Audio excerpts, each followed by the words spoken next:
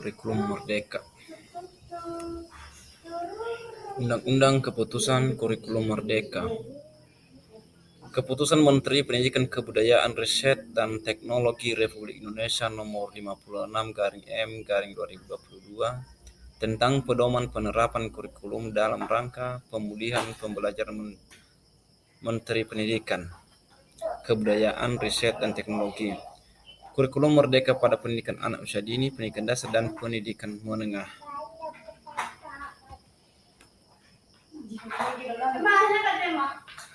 Salah satu poin yang saya ambil pada pasal keputusan Kemdikbudristek adalah poin ke-1, dalam rangka pemulihan ketertinggalan pembelajaran learning loss yang terjadi dalam kondisi khusus, satuan pendidikan atau kelompok satuan pendidikan perlu mengembangkan kurikulum dengan prinsip diverifikasi sesuai dengan kondisi satuan pendidikan, potensi dasar, dan peserta didik. Keputusan Kemdikbudristek. Bapak Ibu guru sekalian, untuk lebih dalam mengetahui lebih dalam Undang-Undang Keputusan Pelaksanaan Kurikulum Merdeka Belajar, silakan dipelajari atau di-search melalui Google Keputusan Mendikbudristek 56 tahun 2022. Pembahasan khusus untuk jenjang sekolah dasar. Kepada saudara-saudari sekalian, Bapak Ibu guru, ini meskipun banyak yang kita pelajari mengenai kurikulum merdeka, baik di tingkat PAUD, TK, tingkat sekolah dasar, tingkat SMP dan SMA SMK, maka khusus pemaparan saya pada saat ini adalah hanya khusus untuk tingkat sekolah dasar. Struktur kurikulum pada pendidikan dasar dan menengah. Terkhusus untuk struktur kurikulum pada pendidikan dasar terbagi atas dua bagian, yaitu pembelajaran intrakurikuler dan proyek penguatan profil pelajar Pancasila. Pembelajaran intrakurikuler, kegiatan pembelajaran intrakurikuler untuk setiap mata pelajaran mengacu pada capaian pembelajaran atau disingkat dengan CP.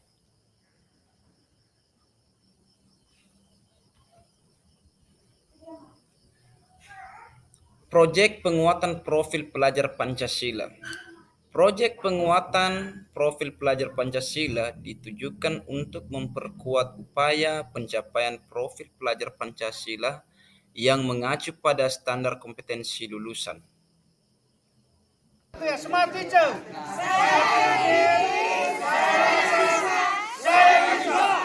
Smart teacher.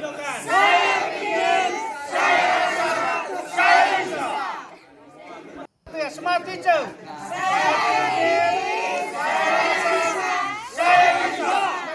Smart teacher. Smart teacher.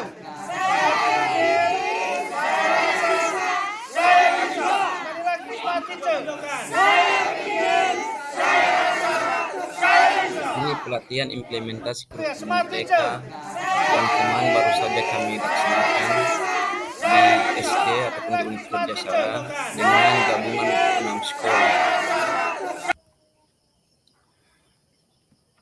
Keputusan Kepala Badan Standar Kurikulum dan Asesmen Pendidikan Nomor 008/Kurikulum/2022 tentang capaian pendidikan anak usia dini, jenjang pendidikan dasar dan jenjang pendidikan menengah pada kurikulum merdeka. Capaian pembelajaran. Capaian pembelajaran merupakan kompetensi pembelajaran yang harus dicapai peserta didik pada setiap fase, dimulai dari fase fondasi pada PAUD. Untuk pendidikan dasar dan menengah, CP disusun untuk setiap mata pelajaran.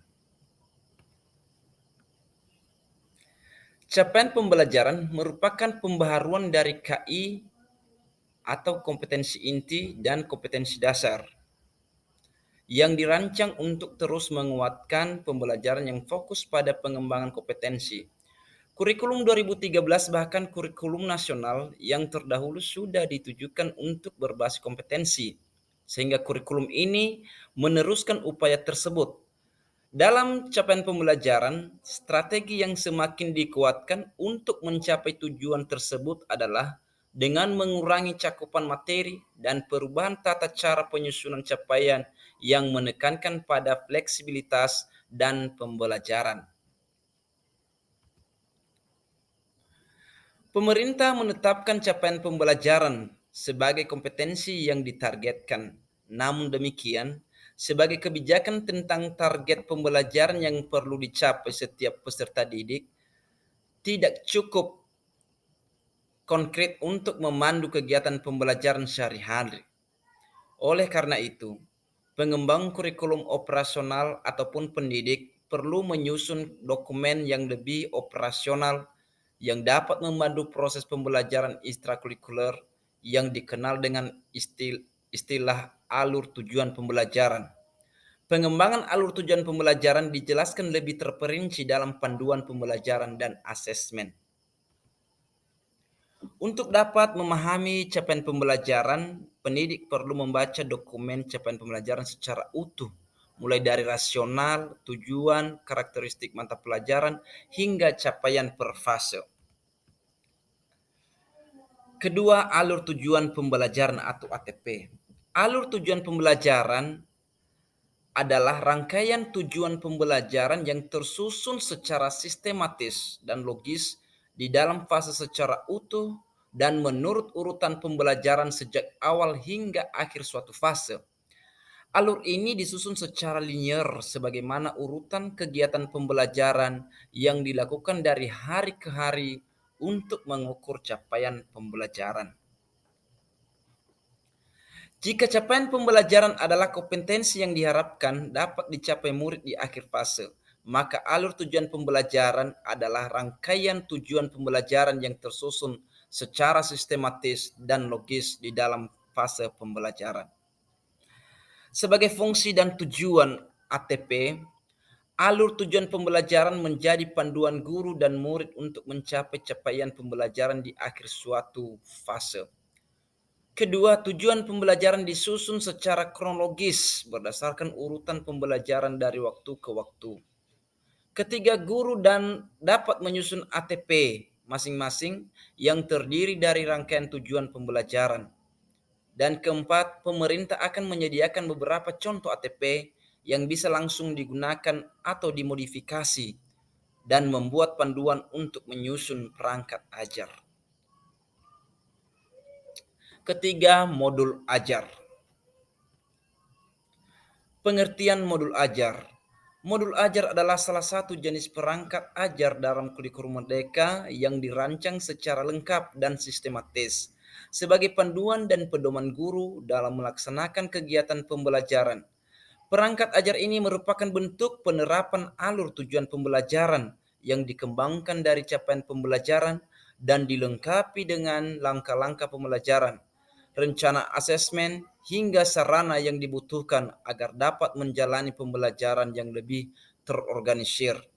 Selain itu, modul ajar juga disusun sesuai dengan fase atau tahap perkembangan siswa, mempertimbangkan apa yang akan dipelajari dengan tujuan pembelajaran dan berbasis perkembangan jangka panjang. Komponen modul ajar. Pada saat menyusun modul ajar, guru harus memperhatikan komponen-komponen yang menjadi dasar dalam proses penyusunannya. Setiap komponen dalam modul ajar dibutuhkan untuk kelengkapan persiapan pembelajaran. Selain itu, dalam penyusunan komponen modul ajar ini dapat disesuaikan dengan kebutuhan guru dan mata pelajaran. Secara umum, modul ajar terdiri dari komponen sebagai berikut. Yang ke-1, informasi umum. Dalam bagian informasi umum terdapat komponen yaitu judul modul ajar, pemilihan satuan dan jenjang pendidikan, pemilihan fase dan kelas, pemilihan mata pelajaran, deskripsi umum modul ajar, identitas penulis modul. Kedua, capaian dan tujuan pembelajaran. Adapun komponen yang terdapat pada bagian capaian dan tujuan pembelajaran adalah capaian pembelajaran, tujuan pembelajaran dari keseluruhan modul ajar, alur tujuan pembelajaran, dan dimensi profil pelajar Pancasila. Yang ketiga, detail rancangan penggunaan. Bagian detail rancangan penggunaan dalam modul ajar terdiri dari komponen pertama, total alokasi jam pembelajaran ataupun JP dan jumlah pertemuan. Kedua, penentuan model belajar atau daring, luring, campuran. Di mana campuran ini bisa juga daring dan luring, itu dimaksudnya. Berikutnya sarana dan prasarana. Dan berikutnya adalah prasyarat kompetensi. Keempat, detail pertemuan. Pada bagian detail pertemuan ada 3 komponen penting yang harus dimuat di dalamnya, yaitu alokasi jam pembelajaran ataupun setiap pertemuan, rincian kegiatan pembelajaran yang disarankan terdiri dari tujuan pembelajaran, indikator keberhasilan, pertanyaan pemantik, daftar perlengkapan ajar, daftar lampiran materi pendukung, dan langkah-langkah pembelajaran. Rencana asesmen, rencana diferensi, lampiran atau materi pendukung dapat terdiri dari referensi materi atau media pembelajaran, lembar kerja, atau latihan asesmen, instrumen refleksi. Contoh pembuatan modul ajar kurikulum merdeka. Pertama, kita membuat identitas modul, di mana identitas modul ini tersusun atas nama penyusun, nama instansi, tahun pembuatan, jenjang, mata pelajaran, fase atau kelas, tema atau subtema, alokasi waktu. Dan bagian B adalah kompetensi awal. Sekali lagi, bagian B kompetensi awal, yaitu siswa dapat memberi beberapa contoh tugas yang dapat dilakukan di sekolah ketika ditanya guru. Siswa dapat mengetahui kosakata berkaitan dengan lingkungannya sekitar. Bagian C, profil pelajar Pancasila yang terdiri dari mandiri, bernalar kritis, berkebinekaan global, gotong royong. Sebagai sarana prasarana yaitu sumber belajar, yaitu pusat kurikulum dan perbukuan Balitbang Kemdikbud 2017, buku tema 3 tugasku sehari-hari kelas 2, penulis Purno Mosidi. Persiapan yaitu gambar ilustrasi, flashcard, daftar pertanyaan pemantik diskusi. Bagian E, target peserta didik. Di bagian target peserta didik ini yaitu peserta didik tipikal dan reguler atau reguler. Komponen inti. Bagian A, tujuan pembelajaran. Tujuan pembelajaran, siswa dapat menyebutkan dengan jelas tugas yang dilakukan di sekolah melalui mengamati gambar dan membaca teks di buku pelajaran. Siswa dapat mengetahui dengan tepat makna kosakata tentang lingkungan geografis kehidupan sosial dan kehidupan ekonomi di sekolah melalui diskusi kelompok. Bagian B, pemahaman bermakna, meningkatkan kosakata siswa dan mendorong kemampuan bekerja sama. C, pertanyaan pemantik. Sebagai pertanyaan pemantik, yaitu apa saja tugas yang dikerjakan seorang siswa di sekolah. Sebagai keduanya, yaitu sebutkan contoh kata kerja dalam aktivitas sehari-hari. Kegiatan pembelajaran, pendahuluan, yaitu salam, berikutnya berdoa sesuai agama dan kepercayaan masing-masing. Berikutnya mempersiapkan siswa untuk mengikuti pembelajaran kegiatan inti. Pengamatan sebagai pertemuan pertama, siswa membaca teks Sekolah Dasar Negeri Nusantara 01 dan mengamati gambar pada buku pelajaran. Siswa menjawab pertanyaan di buku pelajaran terkait teks dan gambar. Siswa mengamati lingkungan sekolah dengan cermat secara berkelompok. Siswa dapat menggambarkan letak sekolahnya. Pertemuan kedua itu bermain. Siswa mengamati petunjuk permainan Candy Girl. Siswa bekerja sama melakukan permainan bersama teman kelas secara berkelompok. Pertemuan ketiga yaitu berdiskusi. Siswa membaca teks di buku pelajaran terkait menabung di sekolah. Siswa dapat mengenal nilai kelompok pecahan uang yang ditabung. Siswa melakukan pengamatan di sekolah mengenai kesukaan warna tas yang digunakan. Berikut siswa berdiskusi dengan teman sebelah terkait sikapnya pada perbedaan kesukaan warna tas. Berikutnya guru membentuk kelompok secara berpasangan dengan asal daerah atau suku yang berbeda. Dan terakhirnya siswa bermain tebak-tebakan. Sebagai penutup, 1. Menyampaikan rangkuman materi pembelajaran yang sudah diajarkan. 2. Mengarahkan siswa untuk mengulang pembelajaran dan menyelesaikannya tugasnya bersama keluarga di rumah. Dan terakhir, salam penutup. Bagian E, asesmen, yaitu hasil observasi, hasil diskusi, dan presentasi. Pengayaan dan remedial, yaitu mengerjakan tugas isian singkat. Bagian G, refleksi peserta didik dan guru. Guru mengajak peserta didik untuk menarik kesimpulan bersama-sama saat materi pelajaran sudah selesai dijelaskan.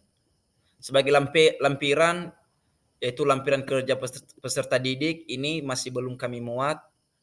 Bagian B, bahan bacaan guru dan peserta didik. Buku Bahasa Indonesia kelas 2 SD, Keluargaku Unik. Sebagai glosarium, yaitu permainan Candy Girl. Sebuah permainan melempar bola yang dilakukan dengan cara menggendong lawan. Jika lawan tidak mampu menangkap bola, maka pihak yang menggendong akan bergantian untuk digendong. Daftar pustaka Wijaya Harjati, Erni Dibrati, buku kurikulum Merdeka, Bahasa Indonesia, Keluargaku Unik untuk SD kelas 2, Surabaya, Kementerian Pendidikan dan Kebudayaan.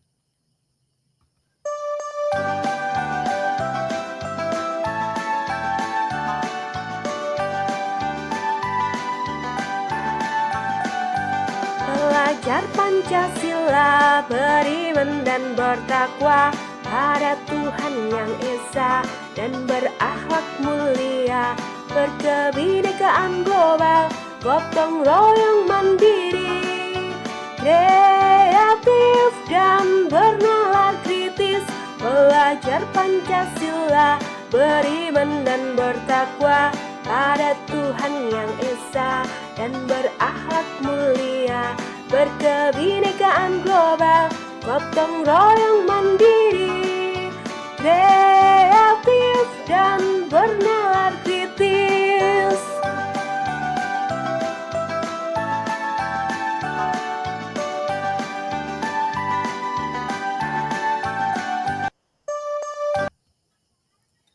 Baik, saya atas nama Fatwa Sosial Nahun SPD mengucapkan terima kasih banyak atas materi yang saya sampaikan. Ketika ada kekurangan dan kelemahan, mohon untuk dikomentar. Dan sekali lagi, kelemahan itu adalah merupakan kelemahan saya sendiri. Dan jika ada yang sesuai, itu adalah harapan kami untuk mengembangkan anak-anak menjadi anak generasi emas. Sekian dan terima kasih. Yahoo.